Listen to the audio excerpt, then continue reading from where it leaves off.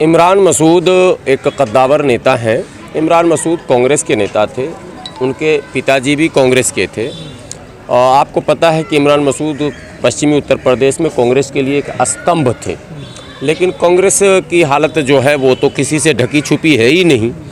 जब कांग्रेस की हालत पतली होती गई तो इमरान मसूद एक नया ठिकाना ढूंढ रहे थे। तो चुनाव से पहले इमरान मसूद को लगा कि शायद सपा बेहतर ठिकाना होगा, चूँकि माहौल उस समय ये था कि मुस्लिम मतदाताओं का रुझान जो है वो सपा की तरफ था। तो इमरान मसूद भी सपा में गए। जाहिर सी बात है, जब गए थे तो अखिलेश जी से कुछ न कुछ तो उनकी बात हुई होगी, टिकट की बात हुई होगी, राज्यसभा की बात हुई होगी, MLC की बात हुई होगी, कुछ तो बात हुई ही होगी। लेकिन चुनाव के आइन मौके पर जब ये पता चला कि इनका टिकट काट दिया गया, तो भी इन्होंने वफादारी का सबूत देते हुए सपा प्रत्याशी के पक्ष में प्रचार किया और उसका परिणाम भी सामने आया, उन्होंने अपनी सीट से जितवाया। तो अब उसके बाद जब MLC का चुनाव और राज्यसभा का चुनाव हुआ, तो ऐसे लोग जिन्होंने दूसरे दल को छोड़कर सपा का दामन थामा था और जिन्हें ये लगा कि मेरी टिकट भी काटी गई थी, तो इसका मतलब है कि हमें इनाम के रूप में राज्यसभा या MLC किया जाएगा। राज्यसभा में जब कपिल सिब्बल और चौधरी जयंत का नाम आया तो मुस्लिम जो ऐसे नेता थे वो मायूस हुए, और ये स्वाभाविक है मायूस होना। कोई भी होता, मैं भी उस जगह होता तो मायूस होता, तो इमरान मसूद भी मायूस हुए। ये कोई ऐसी बात नहीं है कि इमरान मसूद कोई अलग से बनाए हुए इंसान है।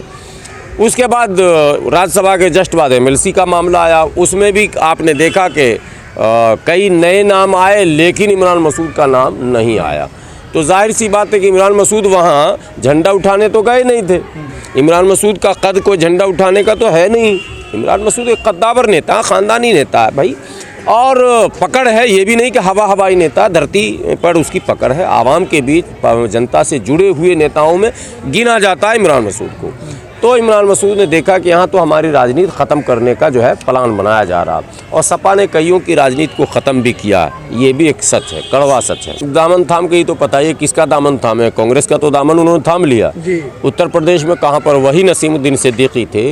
जब उनकी गाड़ी लखनऊ से पश्चिम उत्तर प्रदेश की तरफ चलती थी तो कोई ऐसी सड़क, कोई ऐसा चौराहा, कोई ऐसा इलाका, कोई ऐसा कस्बा नहीं था जहां इनके स्वागत के लिए हज़ारों लोग खड़े न हुआ करते थे, और बड़े बड़े होटलों में वो रुका करते थे और गिफ्ट लेकर जाया करते थे। खूब उपहार मिला करता था उनको। आज कौन उपहार दे रहा, कौन गिफ्ट दे रहा, कौन पूछ रहा, कहाँ स्वागत हो रहा? चले तो गए, लेकिन ऐसा देखिए कांग्रेस की स्थिति, डूबते नाव पर सवार होना। ये तो अब वो अनुभवी थे, पता नहीं क्यों गए।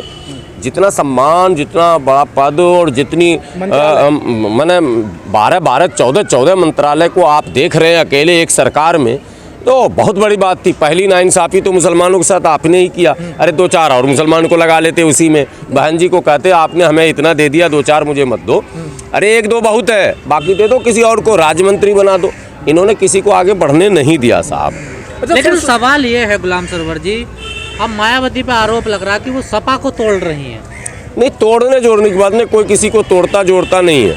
और तोड़ा उसको जाएगा ना जिसका विधायक होगा। सपा का कोई जीता हुआ विधायक तो अभी गया नहीं है जो आप आरोप लगा रहे हैं। नेता जा रहे हैं, वो सभी नेता जा रहे हैं जिनकी ज़मीनी पकड़ है, और इमरान मसूद के अतिरिक्त जो लोग भी जा रहे हैं, अभी शामिल होने का एक नया दौर चला है, बसपा की तरफ लोग जा रहे हैं। तो वो लोग जा रहे हैं जो ज़मीनी नेता हैं, जिन्होंने सपा से कुछ उम्मीदें पाली थी और वो नाउमीद हो गए। जब नाउमीद हुए तो बसपा में वो अपनी जगह तलाश रहे हैं। सम्मान सबको चाहिए, पद सबको चाहिए, इज्जत सबको चाहिए, ओहदा सबको चाहिए। राजनीति का मकसद क्या है? राजनीति का मकसद ये तो है कि हम जाके कहीं पे ताश खेल के टाइम पास कर देंगे। राजनीति हम करते हैं सम्मान के लिए। अभी आजम खान जी की विधानसभा जो है उनकी वो निरस्त कर दी गई, उनके विधायक जो थे वो, उसके लिए अखिलेश की तरफ से कोई ऐसा बयान ज़्यादा नहीं आया, लेकिन मायावती बड़े प्रखर रूप से खड़ी हुई है आजम खान के साथ। नहीं, आजम खान की जो हालत है, आज जो हालत है, विधायकी से पहले की बात बता दूं, जिस हाल में वो पहुँचे, ये पहुँचाया ही सपा वालों ने। आप देखो केजरीवाल को, दिल्ली में आप हो, सत्येंद्र जैन जिसके घोटाले की चर्चा अभी इंटरनेशनल होने लगी, एक महाठग ने भी बयान दिया कि हमें भी ठग लिया गया। और हाँ, तो लेकिन केजरीवाल और पूरी पार्टी आज भी सत्येंद्र जैन के साथ खड़ी है। धरना, प्रदर्शन, आंदोलन, प्रेस कॉन्फ्रेंस, बयान, काउंटर, सब हो रहा ना। लेकिन अमानतुल्लाह खान के साथ जब मसला होता है तो पार्टी का कोई रोल कभी आपको दिखा क्या? अभी लेटेस्ट जो घटना घटी राजेंद्र पाल गौतम के साथ, कोई प्रेस कॉन्फ्रेंस हुआ क्या? उल्टा और निकाल दिया गया मंत्रिमंडल से। तो ये समझना चाहिए लोगों को कि मानसिकता। अखिलेश जी जैसे केजरीवाल जी हमारे हनुमान भक्त हैं और हनुमान जी की कृपा से मुख्यमंत्री बने हैं, हम लोगों के वोट से नहीं बने हैं, वैसे ही अखिलेश जी भी आपको याद होना चाहिए कि गदा लहरा रहे थे और भगवान परशुराम की मूर्ति का अनावरण कर रहे थे और कह रहे थे कि सरकार हमारी बनेगी तो हम परशुराम के नाम से ये बनाएंगे वो बनाएंगे। तो मानसिकता का तो पता चलता है जब आपकी मानसिकता मनवादी हो जाएगी। हमारी लड़ाई किसी जाति से नहीं है ना साहब, न किसी जाति से न किसी व्यक्ति से, विचारधारा और मानसिकता से। तो आपकी जब मानसिकता वैसी हो जाएगी तो दलित और मुसलमान तो ऑटोमेटिकली हाशिए पर चले जाएंगे। वो सपा में अब शुरू हो गया। मौर्या जी गए ना, मौर्या जी इतने दबंग, बात समझो, उनसे दबंग तो सपा में अब इस वक्त कोई नेता नहीं, बसपा में कोई नहीं था, नंबर 2 के नेता थे। स्वामी प्रसाद मौर्य की बात कर रहा हूं मैं, जो बसपा में नंबर 2 का हो, भाजपा में जाने के बाद स्वयं मंत्री बना हो, बेटी को सांसद बनाया हो, सपा में आने के बाद उसकी क्या स्थिति है ये मैं पूछना चाह रहा हूँ। सपा में क्या वो कद है? सपा में क्या वो ओहदा है? वो किसी को टिकट दिलाने के लायक है क्या? बसपा में भाजपा में दोनों जगह उनको मिला जुला के सम्मान मिल गया था। बसपा के तो वो फाउंडर में से शुरू से थे।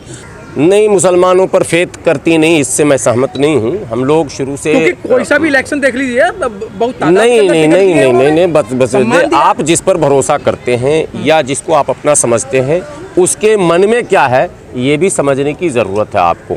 अगर आपको ये, जैसे आपका बेटा है, बेटा से ज़्यादा प्यार तो आप किसी से नहीं करते हैं, बेटी से ज़्यादा प्यार तो किसी से नहीं करते हैं, लेकिन बेटा बेटी के मन में क्या चल रहा है ये भी माँ बाप को पता होना चाहिए, वरना बच्चे को आप कंट्रोल नहीं कर सकते। केवल आप अपनी बात थोपेंगे, निर्णय खुद लेंगे। बच्चा आपका बड़ा हो चुका है तो कुछ उसकी राय, कुछ उसका सलाह भी तो होना चाहिए।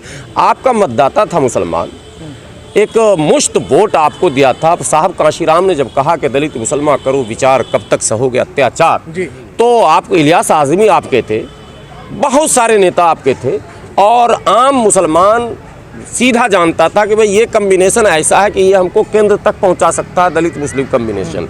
और आज भी संभव है, असंभव कुछ नहीं है। आज भी पूरे भारत के दलित मुसलमान अगर एक प्लेटफॉर्म पर आते हैं तो पिछड़ों की बड़ी आबादी उनके साथ आती है ऑटोमेटिकली और सत्ता का समीकरण बैठता है। कहीं से गुना भाग कर आप देख सकते हैं।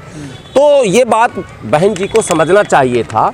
हमें जब ज़रूरत है ही नहीं समझे तो आप फिर उसका साथ क्यों ले रहे हैं? आपकी कौन सी मजबूरी थी कि अगर मुलायम सिंह से आपका मामला बिगड़ा तो आप भाजपा में चली जाएंगी? आपको अकेला संघर्ष करना चाहिए था, पहली गलती। दूसरी कौन सी लोग, हमारी तो नहीं मांग थी, वोटरों की मांग थी। नहीं, मैं बिल्कुल गलत। अब आप फिर मैं बताता हूँ। उसके बाद फिर आप लगातार आपने सोशल इंजीनियरिंग के नाम पर आपने ब्रजेश पाठक को लाया। ब्रजेश पाठक आपके हुए क्या? आपने सतीश चंद्र मिश्रा को लाया, आपको वोट दिला पाए क्या समाज का? लेकिन गुलाम सरवर तो समाज का वोट दिला रहा ना, दिला रहा था। 2007 में आपको पूर्ण बहुमत ऐसे नहीं मिला। जब तक के 100% दलित और मुस्लिम वोट नहीं पोल करेगा किसी की भी सरकार पूर्ण बहुमत की नहीं हो सकती। तो जब ये बिखराव जो हुआ है तब से हुआ है, जब से इनके फैसले गलत होने लगे।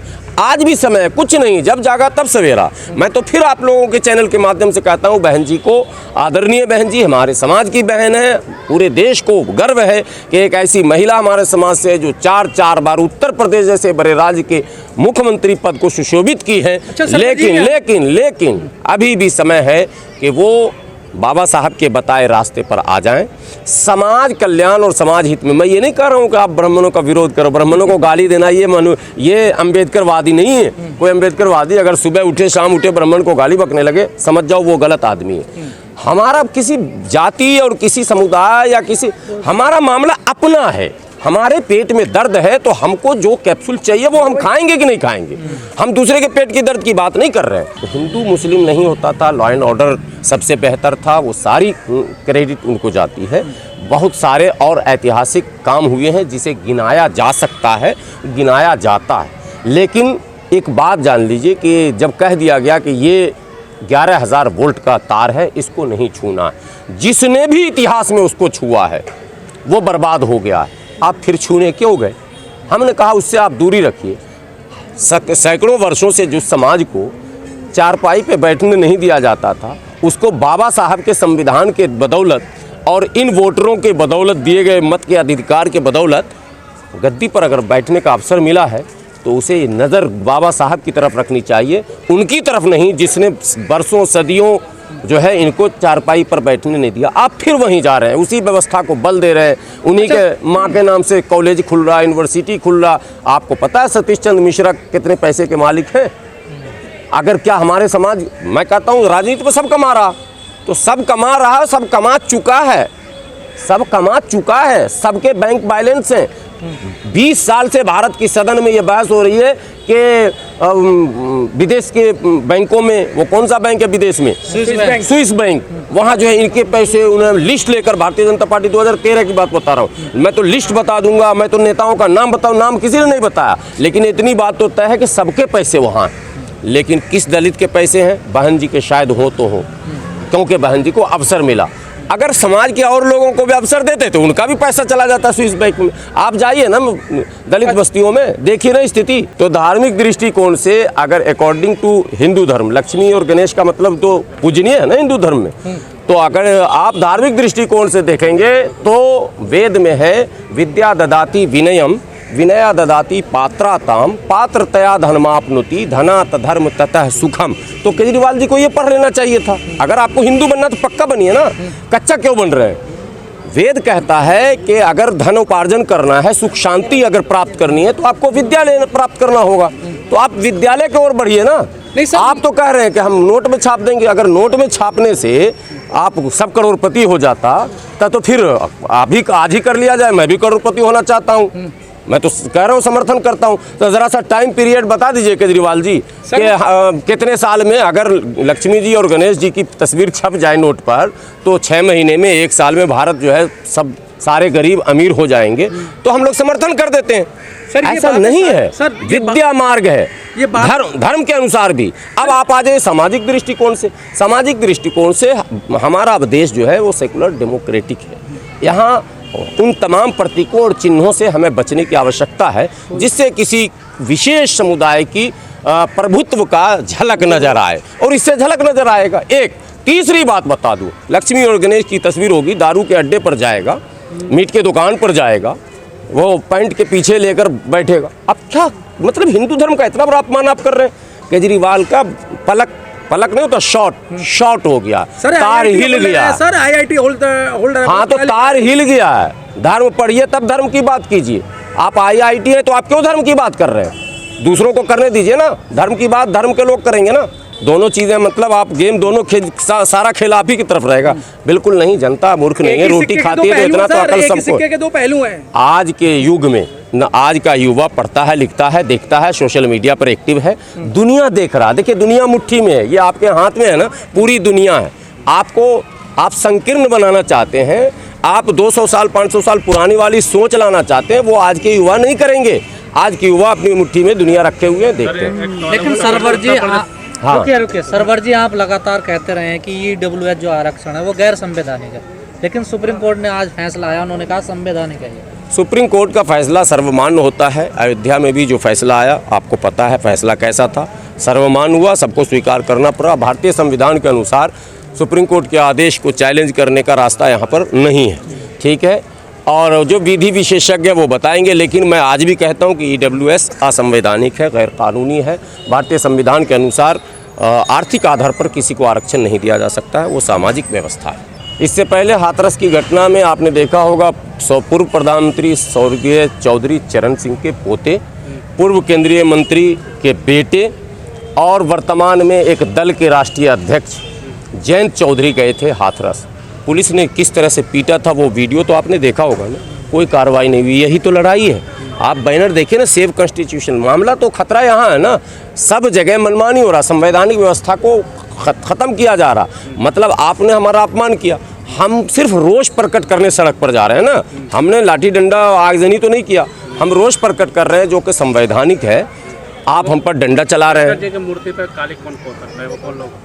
ये अब ये भी आप पूछेंगे हमको कौन पीट सकता है, ये तो स्वाभाविक है।